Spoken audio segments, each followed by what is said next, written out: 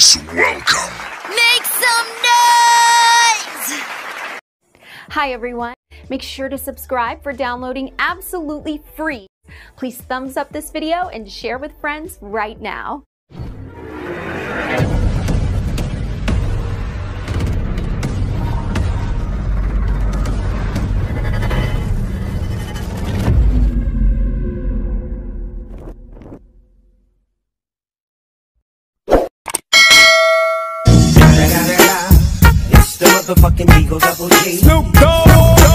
So, welcome back again guys. Ayan, magiging suki na tayo ng mga ganitong floodlight guys. Pero ngayon medyo naiba ng konti guys dahil sa ang gagawin natin ngayon ay 100 watts naman siya. Hindi katulad nung dating nagagawa natin na kadalasan ay 50 watts. So, ito po yung kanyang model number. It's KY. So, ayan guys oh. At kakaiba siya guys dahil wala siyang frame, direktang salamin yung kanyang harapan guys, tapos may mga clip lang na maliliit. Ayun. Di bali ang problema din ito guys, ito raw kanyang LED kulay dilaw. Matagal na raw nilang gustong papalta, kaya lang hinantay nilang masira. Kaya ayun, di bali ang gagawin natin ay papalitan na rin natin ito ng kulay puti kasi dalawang araw ito. Ayan, titestingin muna natin siya, pa-plug natin para makita natin kung ano yung naging problema nito guys. Ito yung gagamit nating plug, pang testing natin siya.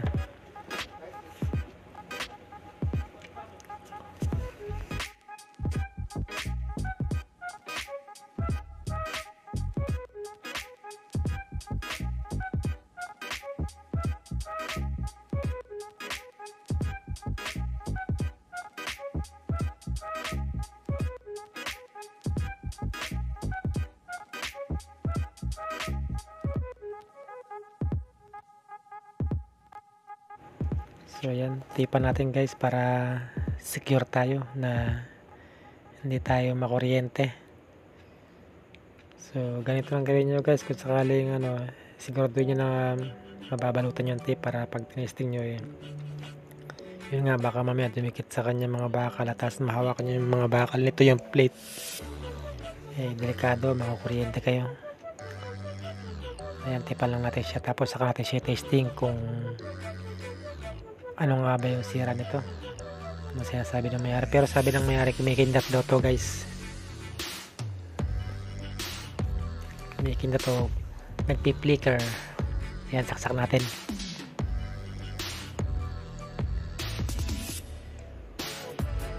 Ayun, bingo. Yun na nga guys, kulay dilaw siya yung kanyang ilaw, then yun, nagpi-flicker nga siya. Bali, ibig sabihin nito guys, pundido na yung ibang mga beads nito, yung mga yan, mga LED, yung mga square na yan, yung iba, kaya ganyan nagpi-flicker siya. So ayan, so paano gagawin natin to guys, saglit lang to, napakasimple lang na to. Nagutin mo natin.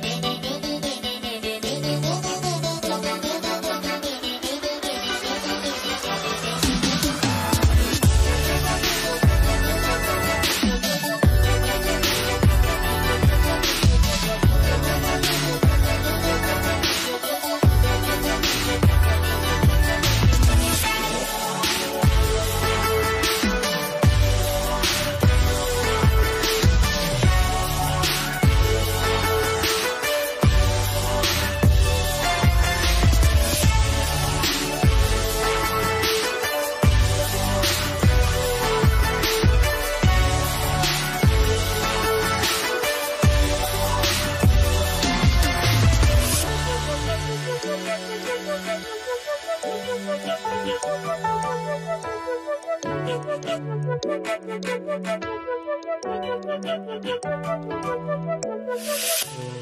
guys, nabuksan na natin siya. At kasi nga pala guys, medyo ingat kayo sa ganito guys ha, dahil nung sinusungkit ko siya guys nadudurog yung kanyang salamin. Napaka delikado yun, baka matalsikan ang mata nyo kung sakaling kayo ang gumawa. Magsalamin kayo guys. Hindi bali, ito nga pala yung kanyang lead chips guys, at pa-square siya, but wala tayong ganitong stock guys na kalaki. Hindi bali, ito yung kakabit natin guys, yung tag 50 watts. O yan, ito yung substitute natin, pero wala namang problema to guys kasi halos magkapares lang yan. Ito kasi yung malaki, yung lead chips na yan hati sa gitna po yan guys. Pag tinesting nyo yan, 50-50 pa rin yan, yung kalahati yan. Yan, kaya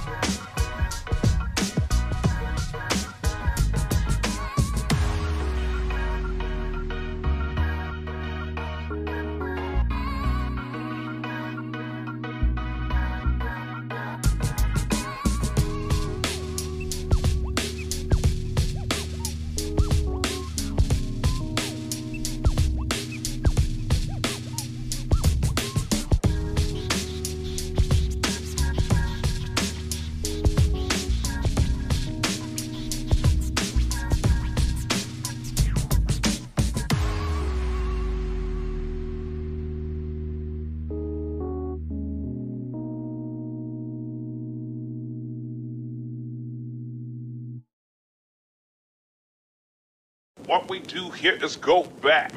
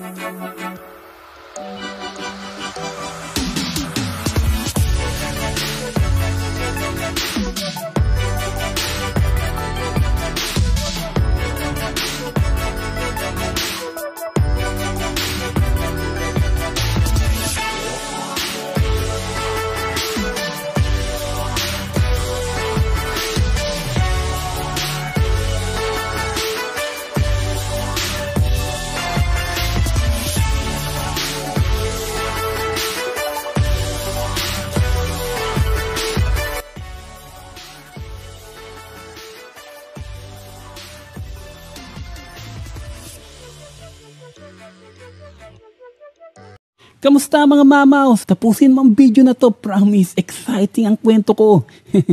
Then, pag nagustuhan mo, click mo na lang yung subscribe button.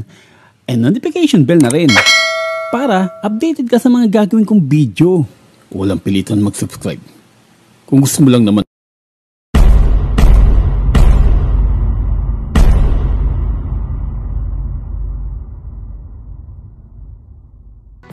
So ayan guys, na-install natin siya. Di bali, hindi pala siya totally na 100 watts guys. Gawa nga na yung kanyang lead driver guys ay 50 watts lang din. Kaya lang sinasabing 100 watts kasi nga 250. Pero nakaparallel po yung kanyang lead driver kaya naging 100 watts siya.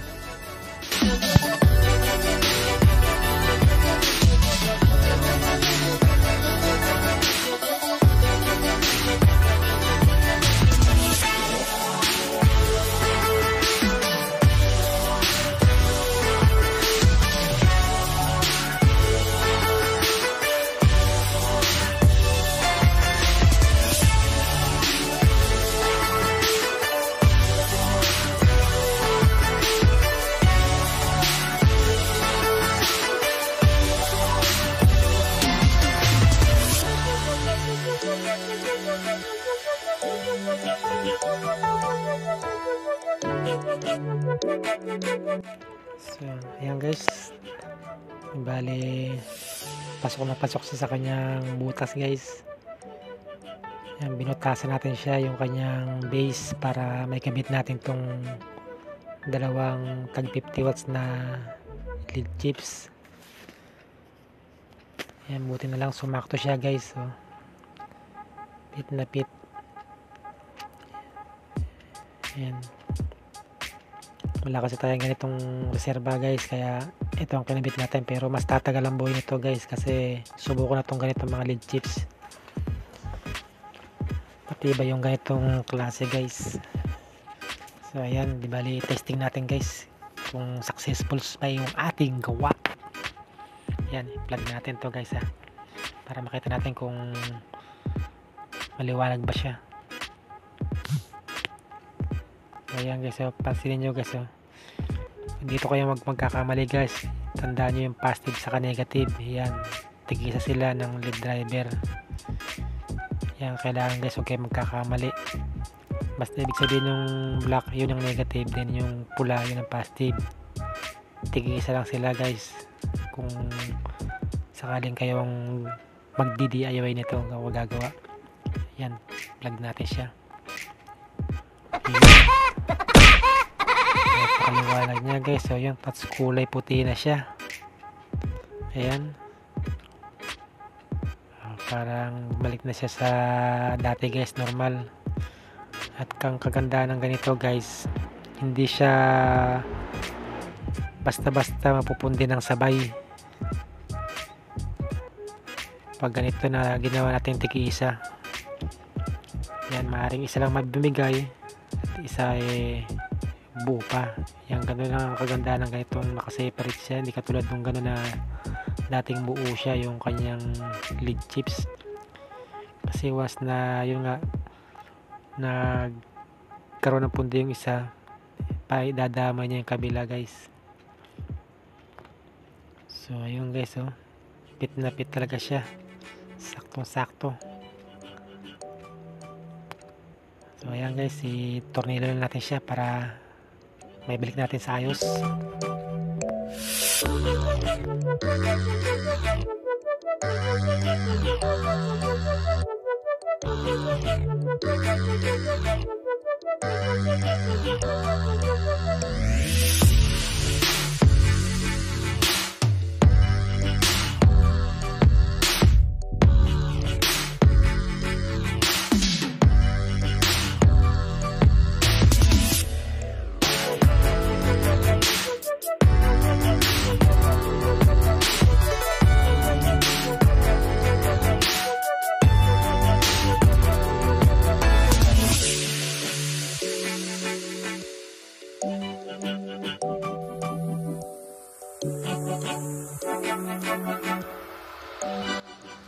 Yung guys, tapos na, okay na okay. Nga lang ako ang hindi okay guys. Ayan o. Nadali tayo ng ano guys, yung mga durog na bubog itong salamin niya. Ayan. Kanina patudugo ng dugo guys. Hindi natin napansin guys na naipon pala dito sa lamesa. Ayan yung mga sa gilid-gilid niya guys. Ayan.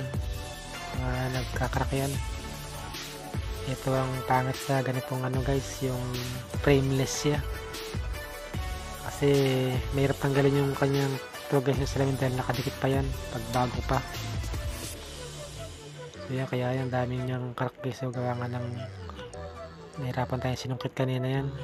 At hindi ko napansin na marami na palang nahulog dun sa ano niya, dito sa may lamesa ko.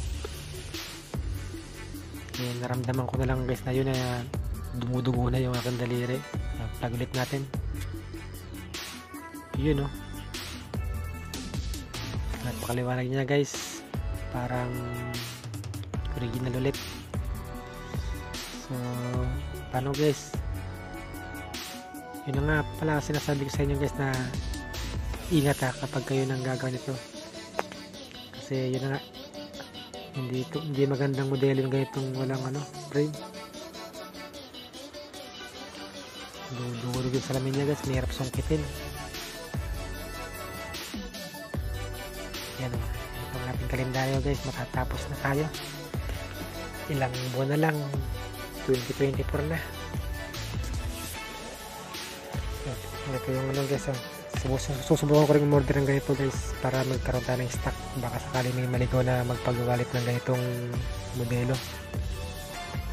So paano guys, hanggang sa ulitin, salamat.